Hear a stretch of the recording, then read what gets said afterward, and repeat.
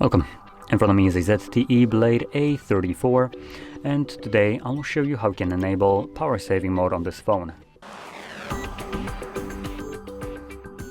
So to get started, let's swipe down from the top of the screen twice, and this will show us a bunch of toggles. Now we're looking for the power saving toggle, so let's see if I can quickly find it. It's right here for me on the second page. You can see battery saver. Once you see this, you can just simply tap on it. There we go. Turn on power saver. I'm gonna select turn on. Actually, before I do so, let's quickly go over the message. So power saver turns off or restricts background activity, some visual effects, other high-powered features to extend battery life. So keep that in mind. If you have something weird happening to your device, it might be caused by the power saving mode. Once you click on it, you can see that the battery now has like a little plus inside of it to signify that it is right now running, and that's about it.